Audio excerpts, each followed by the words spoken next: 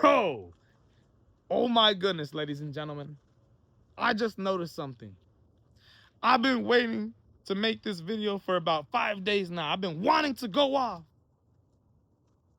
on the Devin Haney haters, on some of the delusional Jaron Boots Ennis fans. Let's get something straight here. I love the style that Jaron Boots Ennis has. But some of Jaron Boots Ennis' fans, hardcore fans that have no respect for Devin Haney, I swear, are some of the most delusional fans in the sport of boxing, bruh. More delusional than KEYSHAWN Davis and Shakur Stevenson fans. Y'all need to stop. I'm seeing the KEYSHAWN Davis and Shakur Stevenson fans, the same people that was pushing the narratives that KEYSHAWN Davis didn't duck Devin Haney, that it was gonna be Devin Haney to duck because he's got a double barrel shotgun pointing at him. It was those content creators that I'm seeing right now transition after they got absolutely destroyed, exposed. Literally, bruh. I'm seeing a transition now. An even huger Devin Haney hater, and Jaron Boots Ennis bandwagon fan base. Bruh, the bandwagon is getting filled for Jaron Boots Ennis. I told y'all, bruh. Hey. People just want to hate on Devin Haney. They look for certain ways to attack this man. And once those ways get exposed, what do? What do? We go scrambling around for Jaron Boots Ennis. And now we try to point out things. And we try to compare the Shakur Stevenson, KEYSHAWN Davis, and Devin Haney fallout and the Shakur Stevenson call out for Conor Benn and Devin Haney. Y'all try to compare that to the Xander Zayas, Devin Haney, and Jaron Boots Ennis situation. Ladies and gentlemen, the difference is Shakur Stevenson said he would move up to 147 pounds to fight bum Conor Benn with no world title and hasn't fought at the 147-pound division in 4 goddamn years. Y'all see how he's looking right now, preparing for his fight against Ryan Garcia. Shakur knew the same way how he just came out and exposed himself about knowing Devin Haney, if I would have fought him at the time when we were negotiating a fight, but that ended up falling out. At 135, I knew Devin Haney was going to be depleted. I knew the man was going to come in weak. Shakur Stevenson, bruh, he wanted to fight Conor Benn instead of fighting Devin Haney for a full world title. With the date set, October, right? The date's already set. Yet, y'all try to compare that to when Devin Haney said he wanted to fight Xander Zayas, who was the unified world champion at 154 pounds, but he don't want to fight against Jaron Boots Ennis when the man is on the goddamn hit list, bruh. It's going to happen someday. There is no similarities, bruh. Xander has the world titles. Conor Benn, no world titles at the time. The Jaron Boots Ennis fans, I've noticed, are using Devin Haney's name for clout, bruh. These are just Devin Haney haters.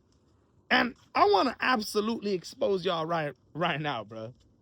Y'all have the audacity. I seen today, I was watching The Boxing Voice. A bunch of Jaron Boots Ennis fans were hopping on.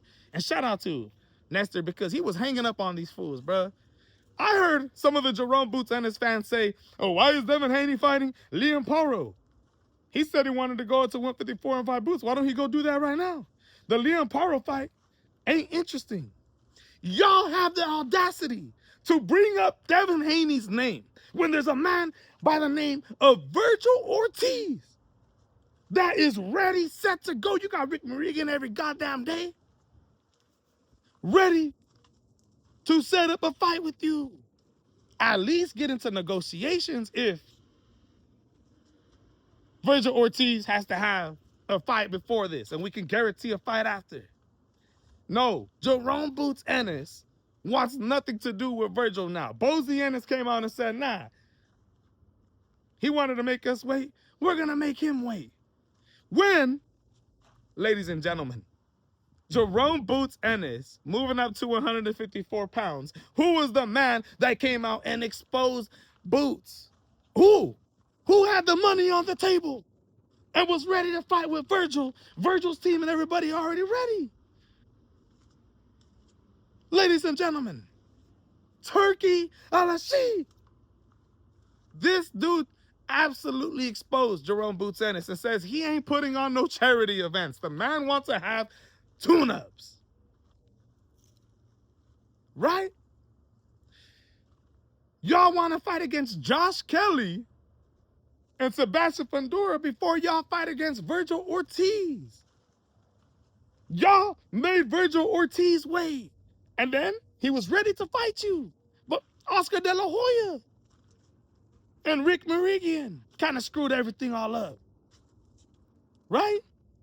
Everything went down with that. The arbitration, that comes to a done deal. Both sides are happy again. And now they're back on your ass. And what do y'all fans do? You have the audacity to bring up Devin Haney's name and say there's no interesting fights at 147 pounds, which is an absolutely delusional take.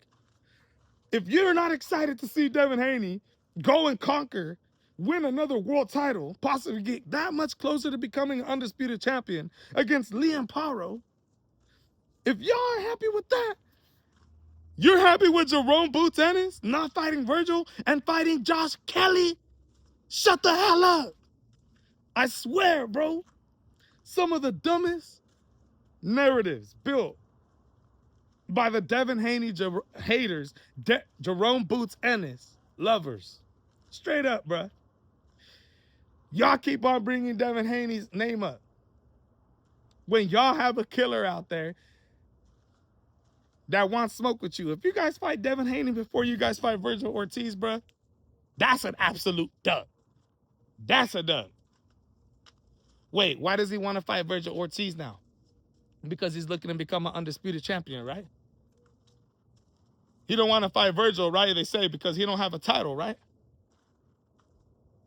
Ladies and gentlemen, when Devin Haney was talking on fighting Xander Zayas had the unified world titles. Jaron Boots Ennis had nothing. Why don't the Jaron Boots Ennis fans bring up that? They want to criticize Devin Haney for that, but they can't sit there and criticize their own fighter, Jaron Boots Ennis,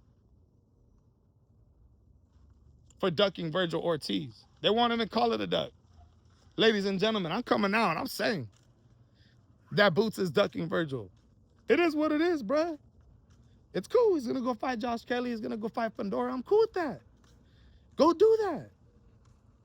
But it's the fans that keep on bringing up Devin Haney is making you look sad, bruh.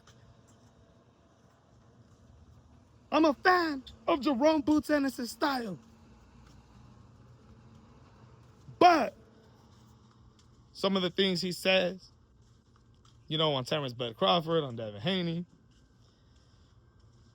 it ain't cool. And the Devin Haney fans absolutely, and the Jaron Boots Ennis fans absolutely right on this fool's fucking dick, bro. Straight up, ladies and gentlemen. Y'all won't sit there and criticize your own fighter.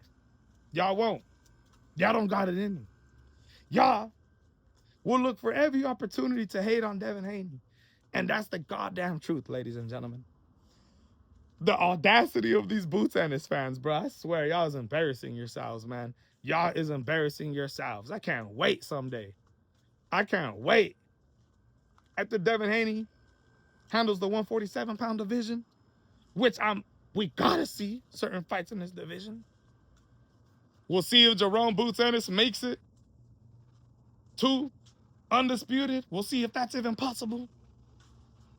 Ladies and gentlemen, he's got to fight Virgil before he fights Devin Haney, bro. I swear. If he don't, that's the duck of the century as well.